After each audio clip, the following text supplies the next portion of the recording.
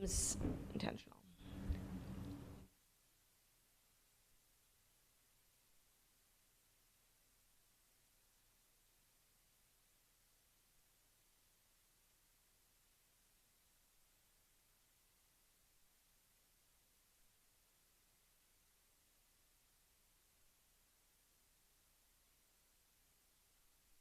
Good morning, millennials. Welcome back to the Morning Toast. Happy Hump Day. It's Hump Day, y'all. Don't forget to hump someone you love. And in the spirit of Hump Day, Do is here. We missed him so much. I really did miss him. Seeing him this morning was such a sweet treat. That's what he does. Surprise and delight. Surprise, delights, humps, period. And you should do the same today on this glorious Hump Day here in Manhattan. Yes, we have a great show for you today. We actually have so much to cover. Fast Five, of course. Of course. Real Housewives of New York episode last night and the Real Housewives of Dallas finale, which I'm pretty sure you didn't watch. I didn't. I tapped out. It was so bad.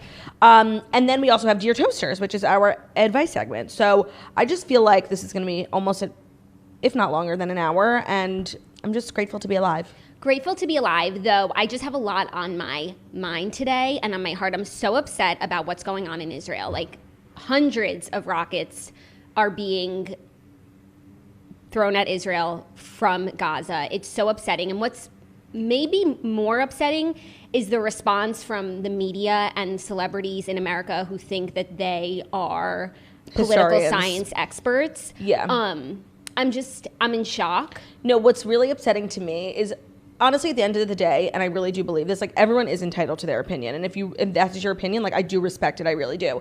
But the vitriol coming my way, so deep-rooted in anti-Semitism, whether it's in an overt way or like in a subtle way, that's what's really scary. And I feel like we've been saying this for a while. Like, there's this pass for anti-Semitism in our media, in our country, in our rhetoric, and it's just really coming to light. Lots of anti-Semites just showing their vibes in these past few days. And it just really, I'm not going to tell anyone how to feel. I feel very strongly on the side of Israel, and that's my prerogative. I just really encourage you guys to look at legitimate sources. Bella Hadid is not a legitimate source.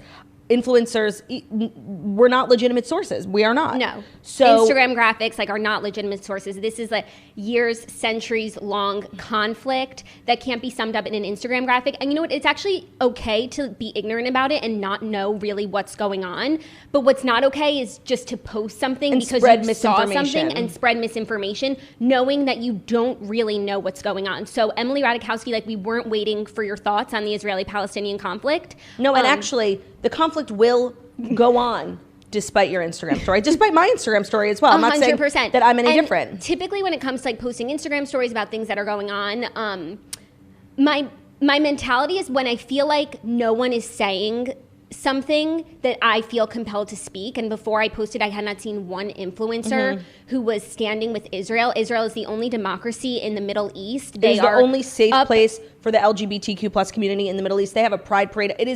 It's so layered. It's layered. It's layered. If you stand for human rights, if you stand for women's rights, if you stand for LGBTQ plus rights, I don't see how you don't stand with Israel. No, 100%. Your wokeness is contradicting itself. Yeah. Also, I watched a segment that Trevor Noah did on it, and his overall message I did not agree with. But he did make a really good point, because this is, like I said, so layered. And you could just pick up, any day and want to take a side of the conflict. And you can't just start 3 days ago and be like, oh, Israel is wrong. Like, you don't know unless you keep up with what's been going on. You could just pick up any day and say one side is right and one side is wrong. So just please stop. Like, it's offensive. That's also the issue with the media, where there are rockets being launched into Israel for days now. And when Israel defends itself, then it's a story. Israel launches rockets into Gaza. Right. What about the hundreds that Israel preceded it? Only retaliates. Like, Israel only defends itself. And the way that I see it is that if Israel's enemies laid down their weapons, there would be peace. If Israel laid down... Yes, sorry. If Israel's enemies laid down their weapons, there would be peace. If Israel laid down their weapons, there would be no Israel. Yeah, I'm just seeing a lot of contradictory double standards, and it's really been difficult to be on social media in the last 48 hours. But sorry, I'm not sorry, and I support Israel. We support Israel. Don't get it twisted. This is our show. Yeah, this is not anyone else's show. This is our show. And I respect other people's opinions, and all I ask is that my opinions are respected, and I don't think that's asking a lot. And calling me a white supremacist when I'm literally a Jewish person is so fucking offensive. That's the funniest, like calling the Jews who stand with Israel Nazis. Like, do you know what white supremacists... Again, history. Look it up, sweetie. Jackie, do you know what the white supremacists think of Jews? Not fondly. Not so just fondly. please, like, it's really annoying. I respect your opinion. Please respect mine and leave me the fuck alone, okay? You're more than welcome to unfollow me. Like, I can't stress that enough. Right, and it's okay to not be super informed. Just don't go around posting graphics like you are. Yeah, and the graphics are killing me. Like, they're so stupid, and they're so not based in fact. They don't have sources. No, it's crazy. The things that I've been seeing are so shocking to me. This idea that, like, Israel is like a colonial settler, when Israel is a country that goes by the same name, that speaks the same language, that follows the same religion as it has for thousands of years, since the literal Bible. Yeah, Bible. I don't want to get in my soapbox too much. But. No, I don't either, but I really feel like, and I think especially for toasters and a lot of people listening, like, they genuinely are like, how can Vanessa Hudgens be saying this and you guys are saying this? Like, how is it so different? It's two different sets of facts. Yeah, 100%. So I just feel like, because no one else, literally no one else, is going to take up for Israel, it is our job. Yes, I stand with you, sis. And I stand with Israel. Ooh. Therefore, we both. Actually, I think I'm sitting with you. I'm not really much of a stander. That works too, Claude. Great show today. Fast Five. A good amount of stuff happened over the last 24 hours. There was a businessman Beau engagement. There was, and we'll be talking about it. We really will. I just want to share with everyone that I did something this morning that I think is worthy of sharing. Okay. This morning, I rose and I groaned. I woke up early and I worked out because we're going on a trip. I've been on a really good cadence of wellness, and I just wanted one last, like, push before we have a great weekend. And so I feel, like, really proud of myself because I'm not a morning person, let alone a workout in the morning person. Mm-hmm. And I did it. She rose and she groaned. I did not rose or groan today. I just kind of stumbled. I didn't have time. You just groaned. I just didn't even get my coffee. Like, I'm just dead, you know? Oh my God, that's so sad. I've just been doing a lot getting ready for our trip. We have a spray tan. Like, I know it doesn't sound like a lot, but it is a lot. The packing. So I just, like, honestly, I couldn't take on any more trauma. Okay. And the coffee is, like, starting to traumatize me. The anxiety and the jitters, like that finger thing yesterday, that was crazy. But I also think it's the pressure of this TikTok series. Like, you have so much. People are waiting. You're taking on way too much. I am. And you know what? Plus the toast in 60 seconds. How does she do it all? So I am going to take a brief pause, like, for just a few days until we get back from Nashville on the coffee series. You're going to lay off the sauce? I'm laying off the sauce temporarily. Okay. Well, I guess without further ado, where are you? Right here, because it's hump day. Here are the Fast 5 stories that you need to know before you wake up and take a bite out of your morning toast. And today's episode is brought to you by Siesta Key and the Hills New Beginnings. They are back on MTV Wednesday, May 12th, starting at 8 p.m. That is today. What's going on in Siesta Key? Juliet is living the lavish life with her boyfriend Sam, who is a billionaire. But will Kelsey rain on their parade when they clash over their rival swimsuit brands? And this season, Brandon, Chloe, Madison, Amanda, and Garrett are trying to move forward, but will their past pull them back under? While Siesta Key is embracing the unknown, the Hills New Beginnings is all about moving forward. Heidi and Spencer's relationship is put to the test as they realize they're on two different pages when it comes to having another baby.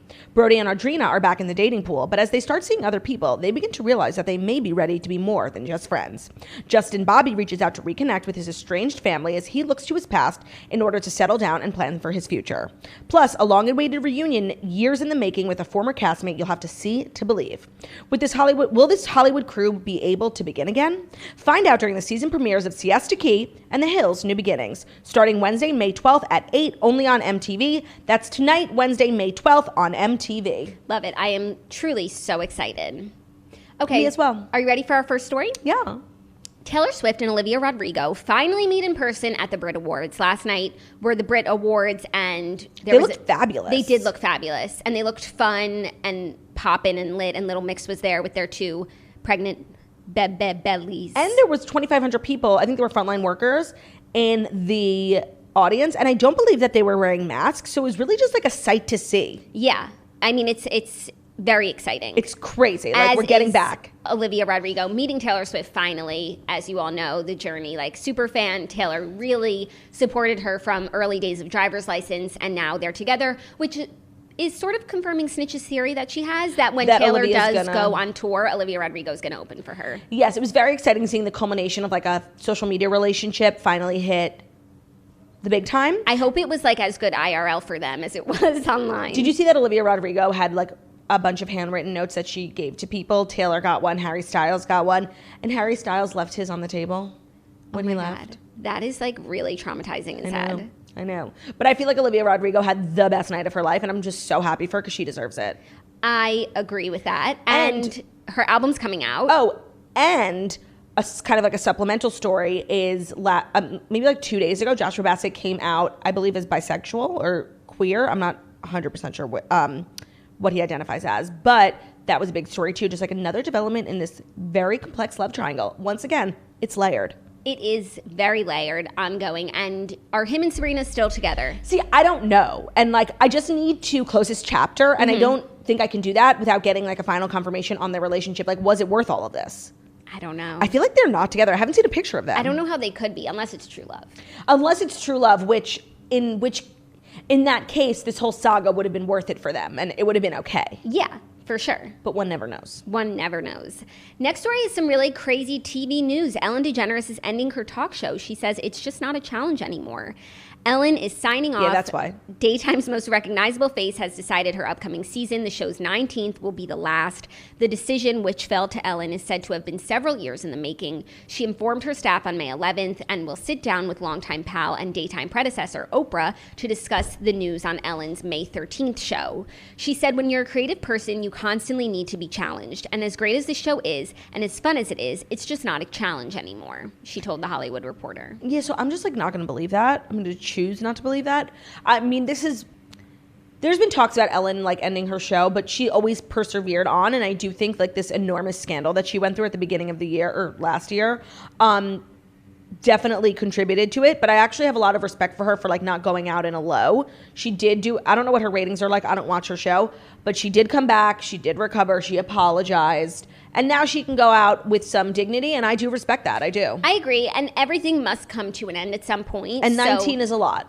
I imagine it's not challenging anymore, and it's also not fun. I imagine it's definitely not fun, but I don't know ever like how challenging it really was, you know? Yeah, well, everything is a challenge when you're starting out, you know? Yeah. And if you're doing like new things and you feel like you're really doing something, but I'm sure, you know, it's time for a change. But with her new show that I was talking about earlier this week, Ellen's Next Big Designer, the show's really good. Yeah. And I'm sure she has a lot of projects like that, and she works on a lot of things behind the scenes. Again, it's weird that it's like Ellen's next top designer, even though she's not even on the show that I've seen. But that's the thing, like with celebrities now, like why would Ellen go into a studio every day and like film for hours when literally she could attach her name to something and probably make just as much money? Yeah. And then she could go live in her mansion with Portia and just like save animals. Well, some people also like love the fame, like the forward-facing part of it. Yes, but I do think after, you know, so many years in the industry, like that's no longer a... It loses its luster. Yeah. So this is really interesting. I do think, and we were talking about this earlier, how I think Kelly Clarkson is going to be like the next Ellen. Like to me, when I'm thinking who's thriving in the daytime space, it's Kelly Clarkson. I can't even think of anyone else. And they are both on NBC, right? I think so. So I just think that like one small step for Ellen, one large leap for Kelly Clarkson. I guess so. You know, it's big. Like, yeah. Ellen owned daytime for so long. People came, people went. The Meredith Vieira show, the Chris show, the Bethany show, the Harry Connick Jr. show. Justice for that one. Tyra, she was successful for a while, but Ellen kind of like owned it. And now it's like there's going to be a new queen. Is it going to be Kelly Clarkson? Yes, it is. Does she deserve it? Yes, she does. I put my money on Kelly every day. Yeah. In every way.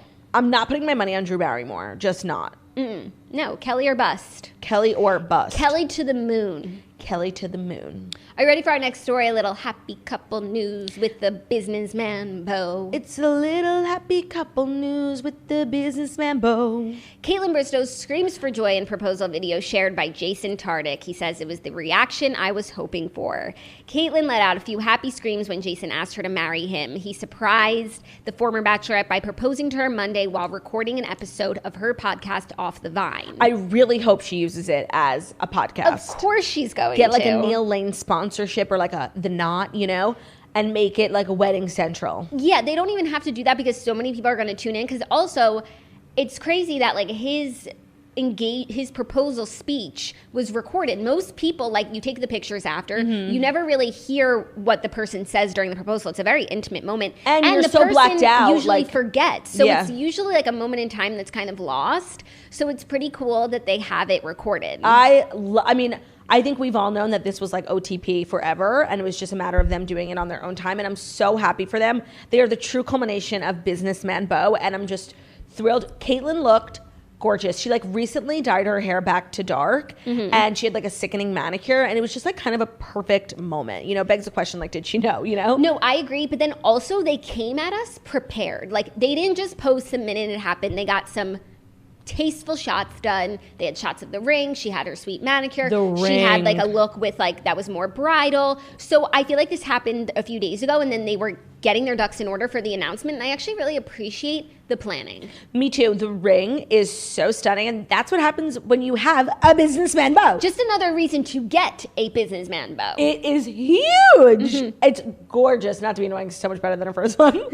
And I'm thrilled for them. They really are like a great couple, and it's a beautiful story. You know, they found love in a hopeless place. Yeah, they really did. It's a beautiful story. I agree. Like, it was never a matter of like, are they going to get engaged? It's just like, oh, when's going to be their time? It wasn't a matter of if, but just a matter of when. Yeah, so I'm really happy for them. I'm so happy for Kaitlyn, and this is just going to be an exciting next chapter. Kaitlyn's just the kind of gal who like deserves a happy ending, you know? Yes. Happy ending, I mean, not like the massage, but We all deserve happy endings. I think we all deserve happy endings. Yeah. And said Denise Richards. And Victoria Justice. They collabed on that one. Yeah, this is a very sweet story. It's great. I'm so happy for them.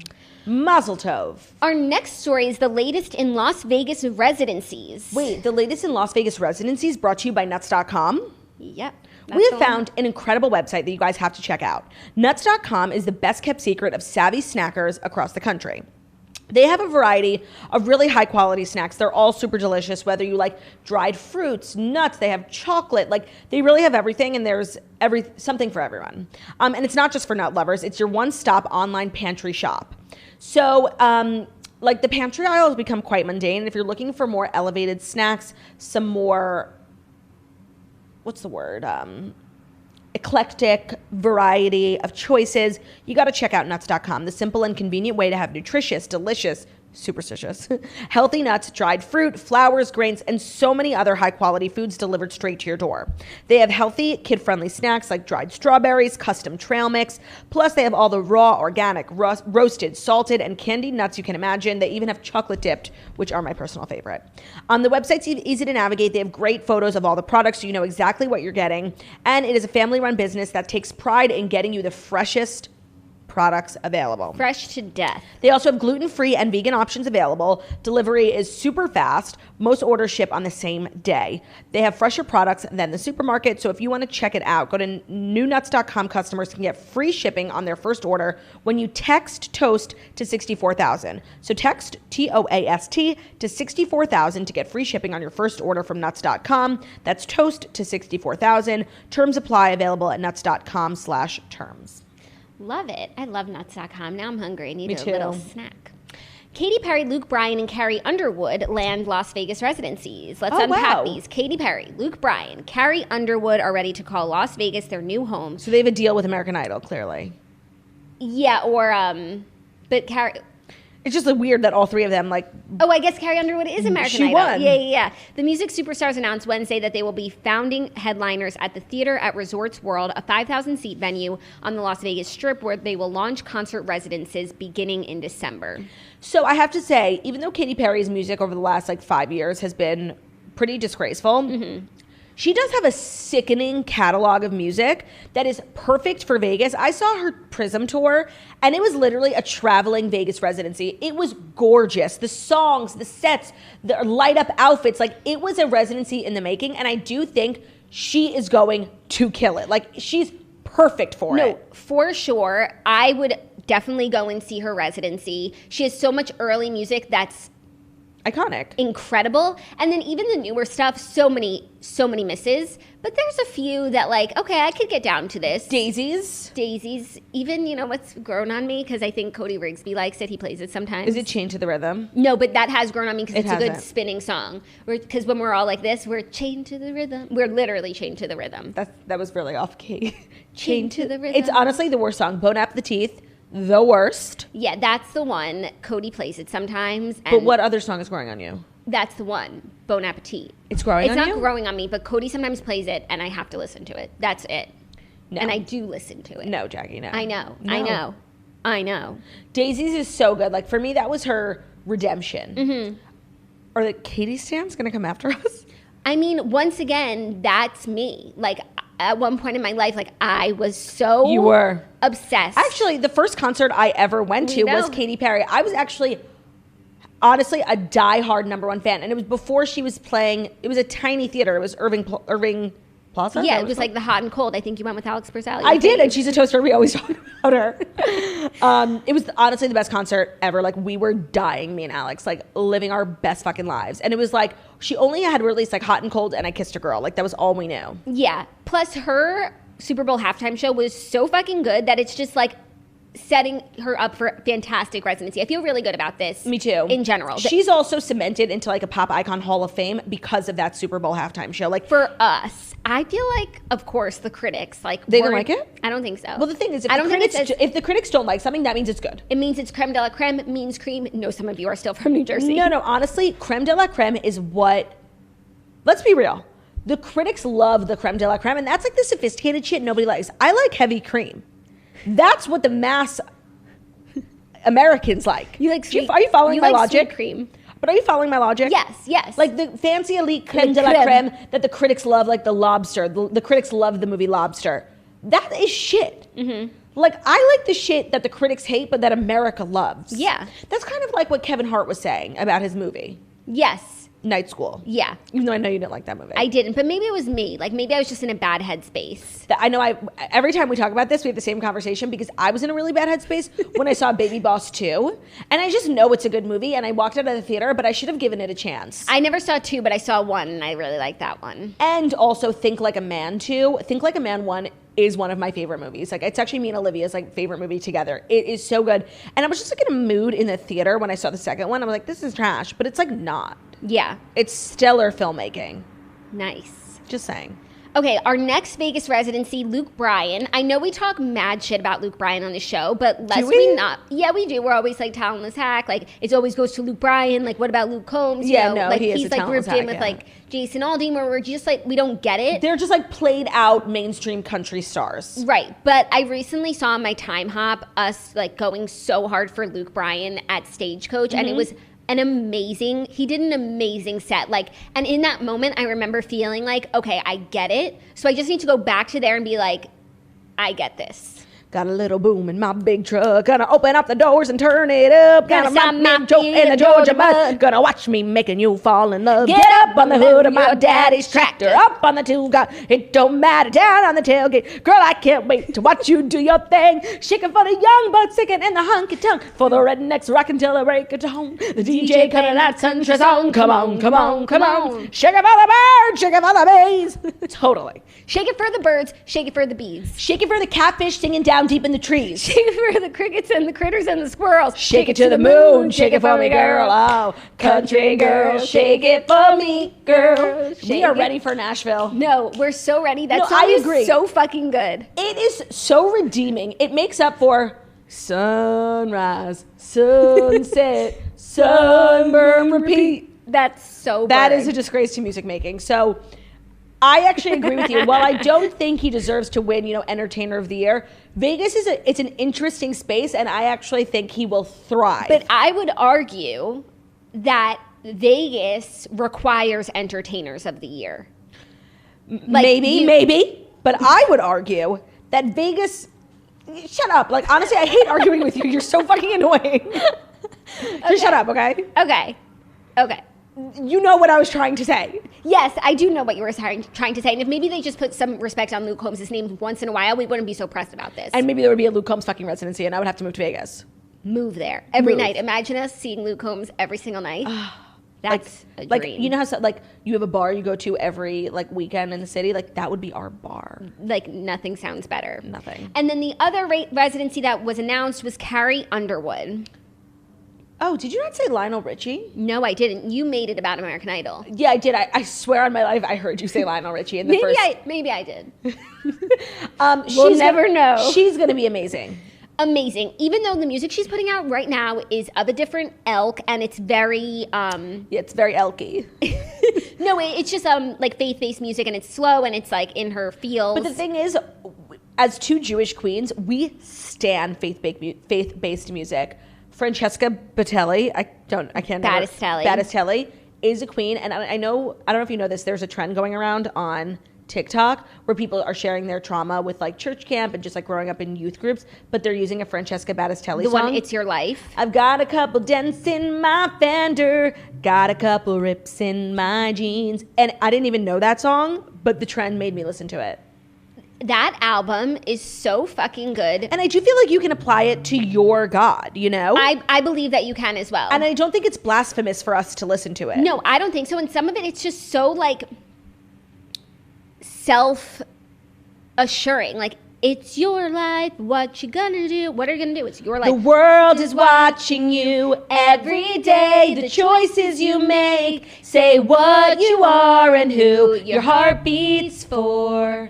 It's an open door. It's your life, what you gonna do? The world is watching you.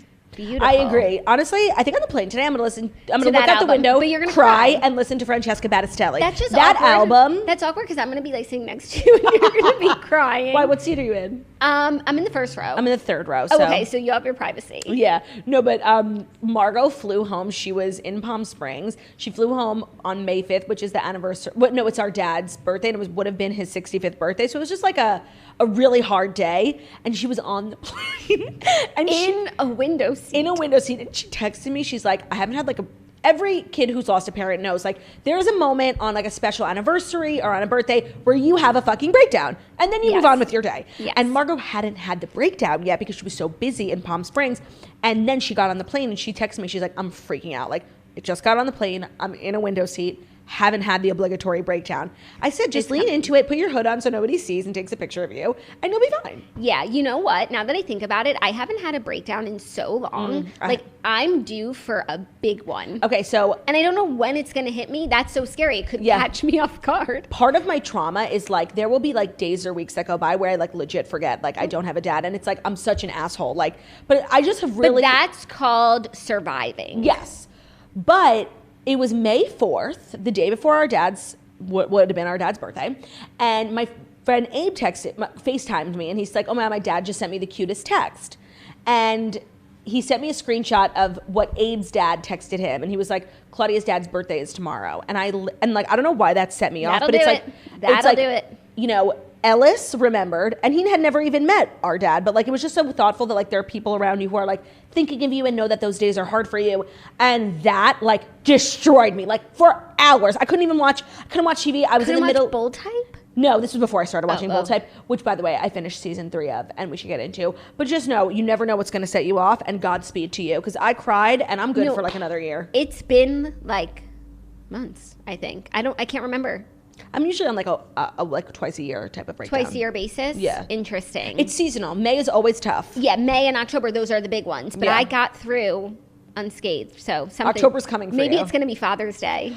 Oh, that's a tough one. That could hit me like a ton of bricks. That one really bothers me. I'll keep you guys posted. I agree. But the Bold Type? Yeah. So I just finished season 3. I'm only at 1 season left. They exposed Pamela Dolan. They... Jacqueline like disappeared from the office after like her Rogue fall issue.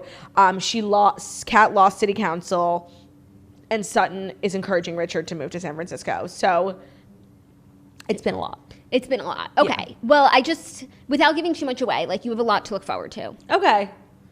Okay. What are Sutton and Richard doing otherwise? Just like being rich, and it's amazing. And he bought her a sewing machine, and she like won't accept it. But then it's like, that's what a partner's for. Like, they lift you up, and like, Richard has all this money and he wants to spend it on you, Sutton. Just say okay. Yeah. I just couldn't relate. I've actually found her to be the most relatable character. But the moment she like moved in with Richard, wouldn't use his housekeeper, kept splitting dinners on Venmo, and wouldn't accept his $2,500 gift from him, I've never related to her less. Okay. That was a big mistake. Huge. Okay, fifth and final story, a little documentary news. We're getting one from Pink.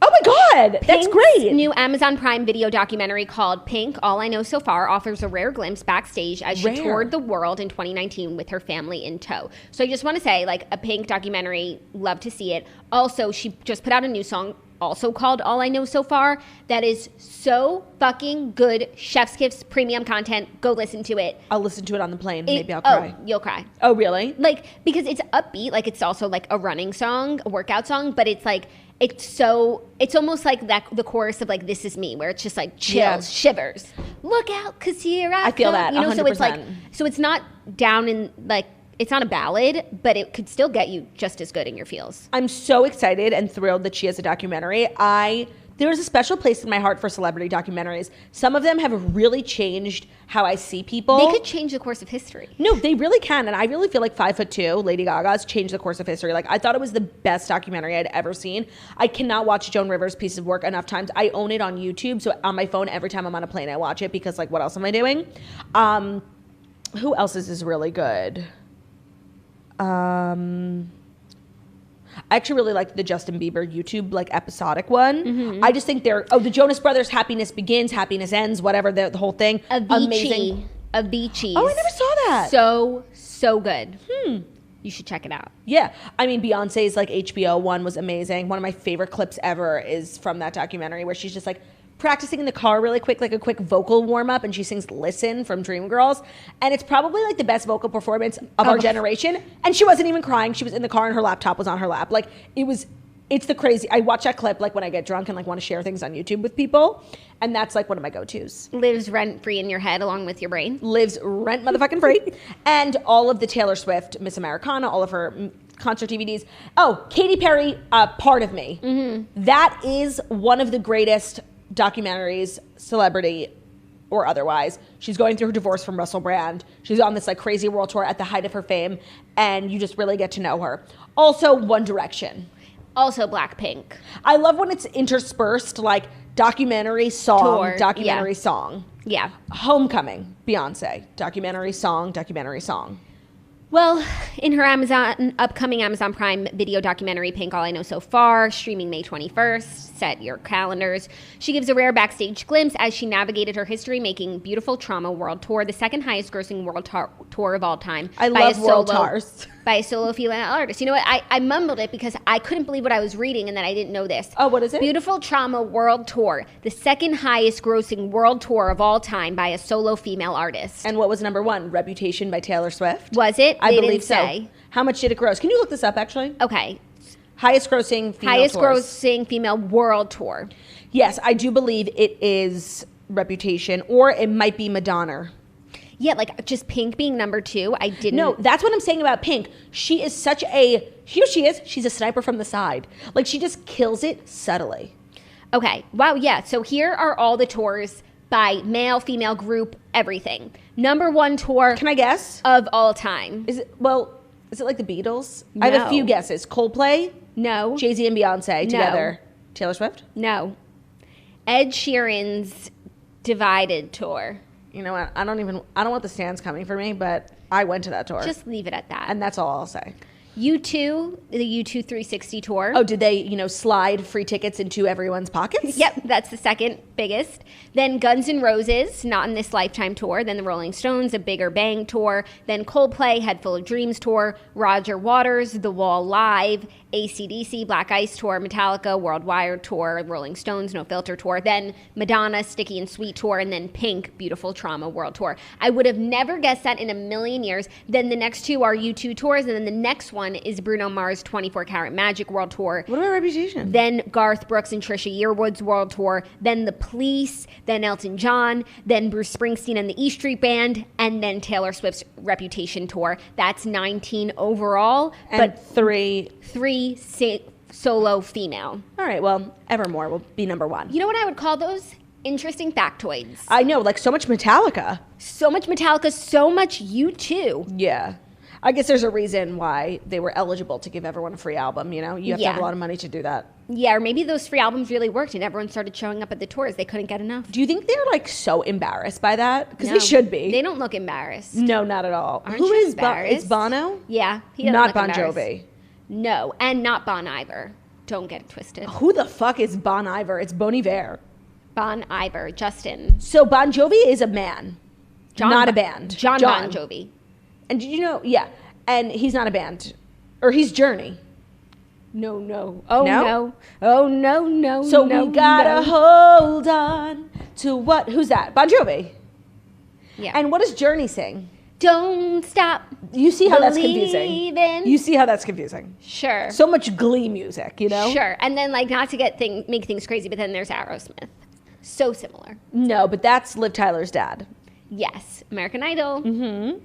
They're Those so were similar. great years of American Idol, by the way. When I was in high school and it was like Liv Tyler, J-Lo, Yeah, Liv Tyler was the American Idol judge. Steven Tyler, excuse me. Those were good years. And now Steven Tyler, all he has amounted to is being the punching bag for people who like always say about like middle-aged women who've had plastic surgery. Like, they look like Steven Tyler. Like, leave Steven out of this. 100%. He's a nice man. He did not sign up for that. He did not fucking sign up for that. Yeah. So, in conclusion, celebrity documentaries are good. Pink's is going to be great. Mm-hmm. Respect being put on Pink's name. She's very private, which I love about her because I feel like she has a really good work-life balance and a very healthy, you know, view on the Mm-hmm. world. But I am looking forward to getting a glimpse. Same. And I'm just really wrapping my head around the fact that Beautiful Trauma was the second highest grossing female solo world tour. Like, that, I just think doesn't get said enough. No, or she's ever. just like keeps her head down and works fucking hard, Right? and that's what happens. That's just so crazy. I'll be watching this documentary because I want to see what it looked like to be behind the scenes at the second highest grossing female solo world tour. And like, why didn't we go to that? I remember trying to get tickets. I think I had a scheduling conflict because I remember being like, you know what, I'm finally at a place where I can recognize my stand-up for Pink, and I want to go somewhere where I can appreciate it. No, I don't feel like I was shamed. I just finally knew myself well enough to know that that's something that I would thoroughly enjoy. And then for one reason or another, I couldn't go. What is like the one concert that you have the biggest like FOMO from? Because I have like a story. The Life of Pablo tour for Kanye. Oh, yeah. That's one of my favorite albums, like, of all time. Like, sometimes I'll just randomly put it on. And I said to Ben I wanted to go. I'm like, I'm going to get tickets. He's like, no, let me get them for you. And then, you know, life happens, and all of a sudden we're laying in bed, and you're at the fucking concert, and everyone on my fucking Instagram is at Madison Square Garden. And it wasn't Ben. It was Ben's fault, but, like, I should have been more on top of it. And I literally didn't talk to him for, like, a whole day. I was so mad, and I literally think about that all the time, how I miss that. And I'm so upset. Yeah, I went to that concert. It was so good, but I also feel like I didn't appreciate it enough while I was there because I was mostly there because Zach really wanted to go. So I was just like being supportive and I enjoyed myself and I knew some of the songs, but now I appreciate that album so much more than I did then. And so while I'm glad that I saw it, just know like I didn't even appreciate what I had. Well, I've been there at concerts where like I didn't appreciate what was going on. Underratedly, one of the best concerts I've ever been to was at Barclays Center. It was John Mayer, and I've seen John Mayer a million times, but this one was particularly great because do you know who opened for him? Philip Phillips. Ugh. And that album Philip Phillips released after his win on American Idol is criminally underrated. People should be put in jail for underrating it. Yeah. It's so good. I agree. Two other concerts that I wish I went to. Obviously, Taylor Swift Red, because that became one of my favorite albums of hers. And the second, and I remember I watched it via Ben's Snapchat stories, wishing like I had gone, was Rihanna's Anti-Tour. No, 100%. I watched, remember when we used to like go to concerts and put the whole thing on our Snapchat and it's like, who's watching this? No, I was watching that on Ben's Snapchat story. Don't be ashamed to watch. No, I watched the whole thing. He didn't even have good seats. Oh, shade. No offense, like, but I watched it. Let's dive into the TV recap segment, which is brought to you by Booty by Ray-Bans, your favorite brand. My favorite brand, and because I rose and groaned in the gym this morning, I really feel as though I can speak to the magic of Booty by Ray-Bans. They're changing the athleisure game with their high-quality, durable leggings and inclusive approach.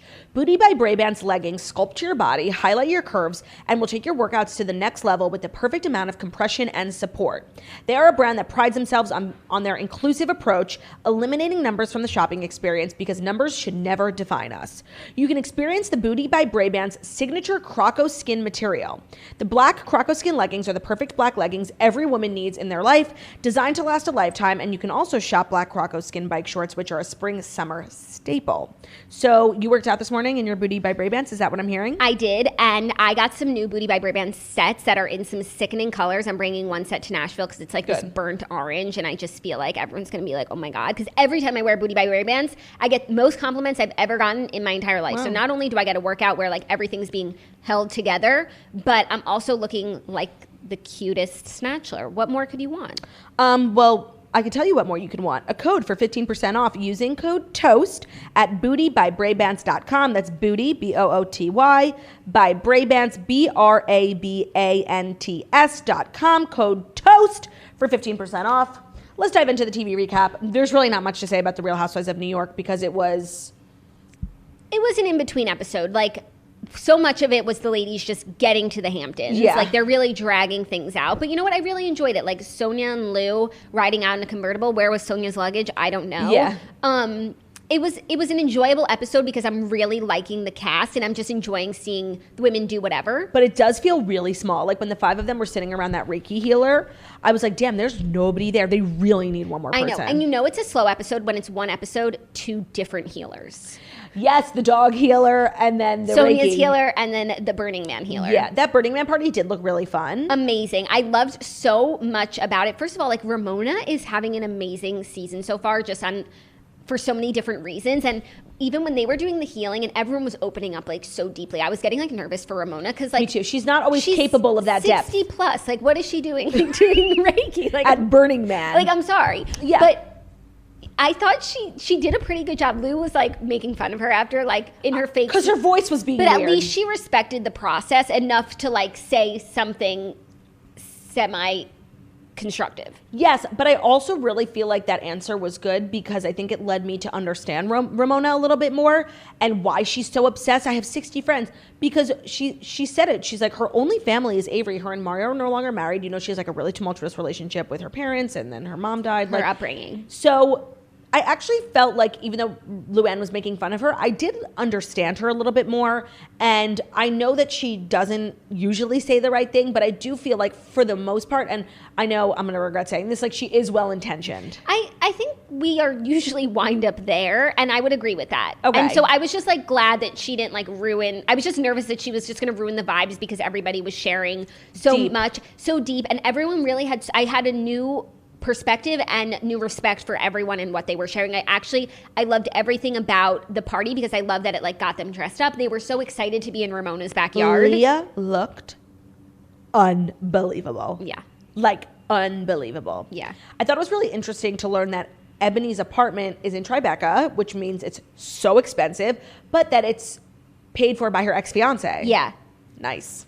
I love that apartment so much, and I love that she has a King Charles Cavalier Spaniel. I know, and I just like, I need her to stay in that apartment because it's but literally elevating the entire show. I think she's moving. She won't even sleep in the bed. Doesn't matter. I know. She can sleep on the couch, but she has to stay in the apartment. It's so nice. It's so nice. And the pups, Bruno was just like shook. He also was looking at Marley and stuff last night, but he was like, bring me back to Ebony's place. Yeah, Marley and Coco like fucking on the bed in Ramona's house was so funny. Ramona's house does look really good. It looks so good. When they were doing some aerial shots, like it was looking better than ever. No, in the room that Luann got, I was like, that's a stunning guest bedroom. Yeah. So I actually really like Ramona's house in the Hamptons. I always forget that she has it. Yeah, no, everything about the episode so far was very, very good. Yeah, it was just like kind of boring. Yeah, they need to move the ball along, but it's only the second episode. But they did kind of set the scene for Leah not getting along with Heather. I didn't know it was because just Leah didn't like that Heather was talking shit about people on podcasts, but not Leah. That's like not your battle. Yeah, it's like if Luann can be okay with it, then why is Leah so upset with it? Also, like, I understand the premise of I don't like a girl who just runs around like sharing what we did behind the scenes, but like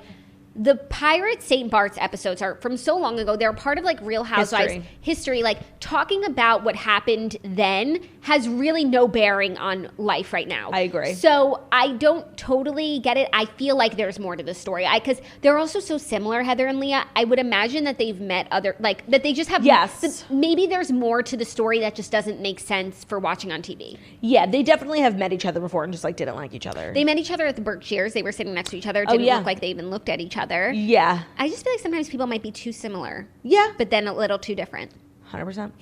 And then Real Housewives of Dallas, honestly, it was really boring. Like they spent so much of the reunion like looking at bloopers, you know, like when people mispronounce things. It honestly all could have been in one. But the biggest bombshell was obviously Brandi. Yeah. Talking about her pregnancy, how she literally was, you know, drinking a ton for the first 3 months of her pregnancy because she didn't realize she was pregnant. They did a bunch of tests. The baby is totally okay, but it was like a major concern.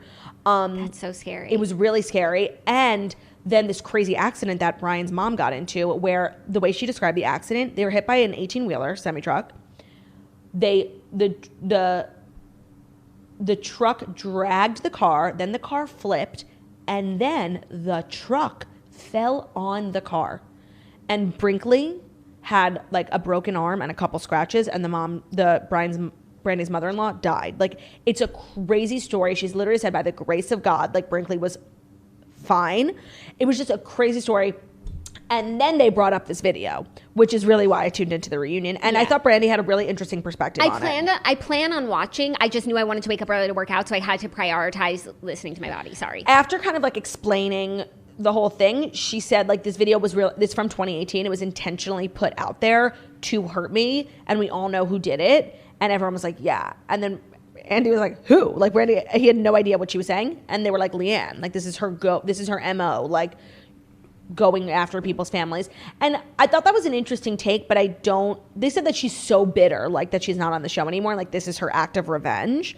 I don't know. I don't really see what Leanne gets out of it. I wouldn't purport to know what goes on in Leanne's head. It's confirmed that the video is from 2018, though, and so her and Bryan are fine. So she knew that the video was from 2018 because he was in Scottsdale on a joint bachelorette party for his sister and brother-in-law. And basically what she had said, like she's really struggling with it because she feels she's so broken. And like Stephanie said, like she was out of town when it happened, and like she sent their friend over to go check on Brandi, and Brandi was sitting in her nursery in the pitch black holding her baby, hysterically crying, like really sad. But what she said was that like it was 3 years ago. Are they kissing in the video? Yes. Okay. And they look like they're dating, like they know each other, but it was just like a hookup. What she had said was that basically Bryan has been so there for her these last 2 years. She would be, you know, remiss, devastated, and heartbroken if she didn't try and have the same kind of grace for him that, you know, he put out to her. So it does seem like that she's going to stay with him, and I don't know. I'm kind of a fan of them staying together. I don't know why. I feel relieved. No, I know. I just think like I don't know, like if it was me, like goodbye, like I would literally kill Ben. But she's already seen this video. She knows about this video. She made peace with the video. How do you know that? Isn't that what you said? This video is from a while ago? It's from, I don't know if she had seen it 3 years ago. They didn't make that clear. Oh, okay. Sorry. I thought that's what you meant. No, I think she saw it for the first time on social media, which is really hard. Got it.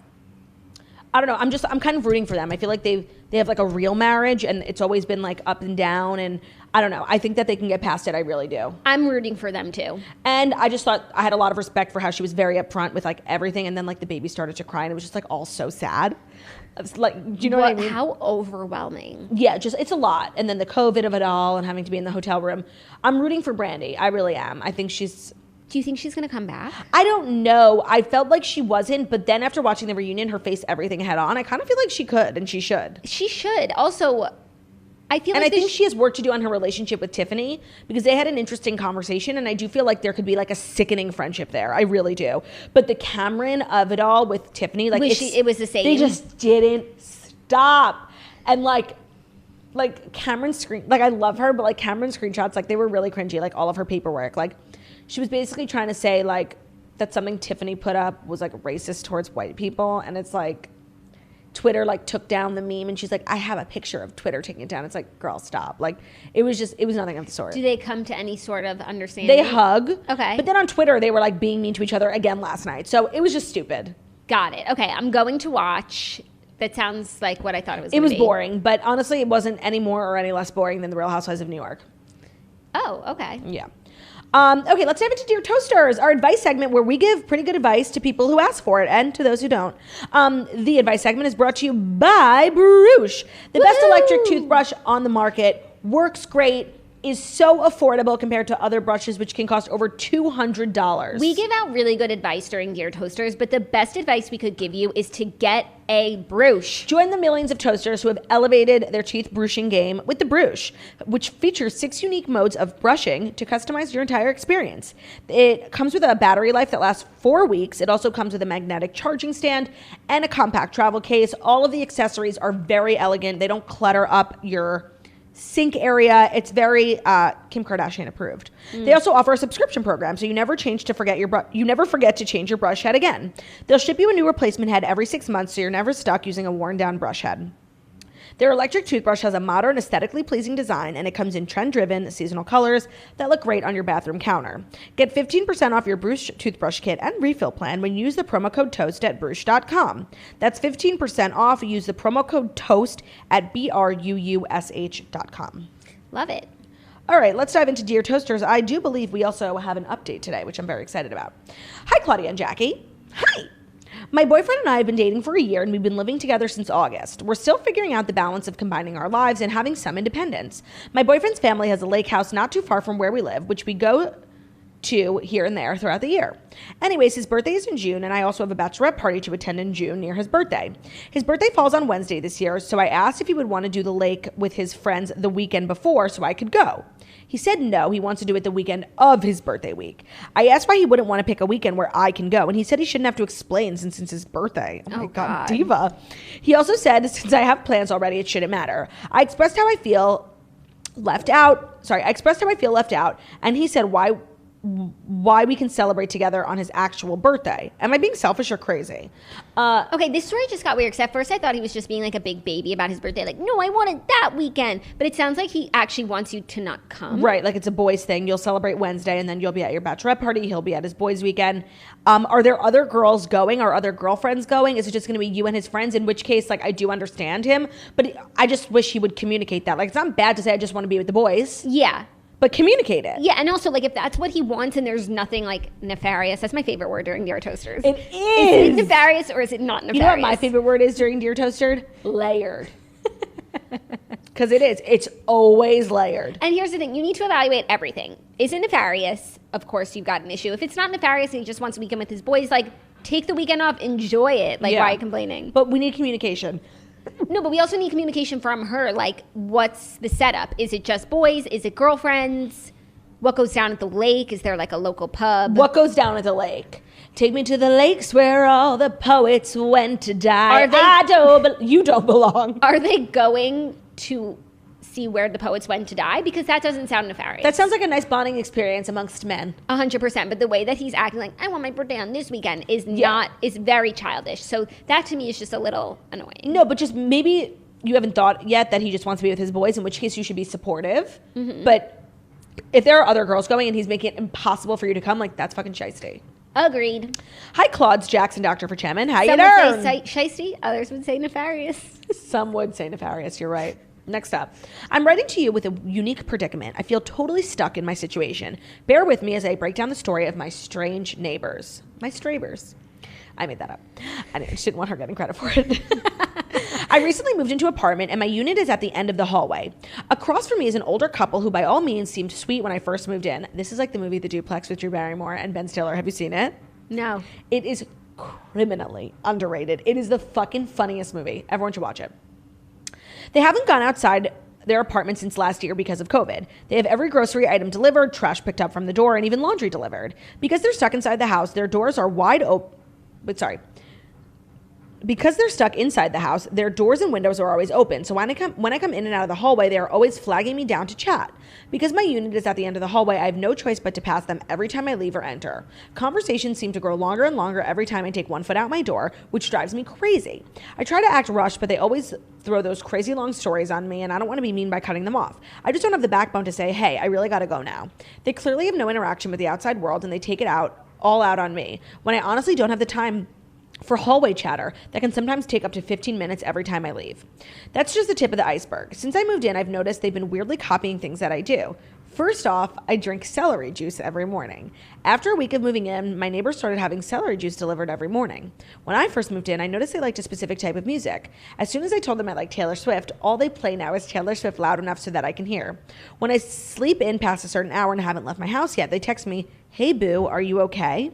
I hate that they seem to monitor my every move. One of the weirdest things is that I left my window open one day when it was really hot, and my neighbor straight up told me that he took that opportunity to look inside my apartment and made all these comments about what he saw. Every time I have a friend over, their music immediately turns off, and I know it's because they're trying to eavesdrop. They have even quoted things I've said in private conversations to people within my apartment. They're not afraid to admit it. I don't mean to be a bitch, but I hate these neighbors. I hate that these neighbors seem obsessed with me and are constantly cornering me with lengthy conversations every time I step foot out of my apartment. I can't ignore them. Trust me, I've tried. And what do I do about the obvious eavesdropping? A toaster seeking privacy and peace. I think there's a multitude of things going on here, because at first I was about to be like, girl, you are a bitch. Like, these people have not left their house in a year. Yeah, like, I was just going to say, wear headphones when you leave. No, and like, okay, give them 5 minutes. Like, it's a nice thing. But the music and the eavesdropping, not being able to have a conversation in your own home, looking into your window, you got to move. Yeah, it's as simple as moving. Yeah, and whether or not you like love your apartment, there's a better one, and it doesn't include nosy neighbors. I totally agree. Because you can't tell off old people. First of all, they won't even understand what you're saying, and two, it's so disrespectful. Yeah, you have to move. It's as simple and as complicated as that. It's not. Yeah. You know what? This is not layered. I don't see another path forward other than moving. 100%. So pack your bags. Hit, apartments.com and check it out. Yeah. All right. Final one is an update from the toaster writing in, former toaster writing and following up about my boyfriend that's in the FBI and never posts pictures of me. First off, I screamed when I heard Claudia read my email and laughed so hard hearing the advice. You ladies are exceptional. It truly was the reality check I needed. Okay, so for those who remember, her boyfriend has like a really serious job in the FBI, and he never posts her on social media because he's like just protective, and that's just not what he does. And because we gathered, he's probably like seen some shit and is like smarter than the rest of us to know not to put your personal life and out she was there. just like all butthurt about it when we literally told her what a blessing this is. Like thirst traps on Instagram for men. It's just like, you have no idea what a gift it is to have a boyfriend who hates social media. 100%.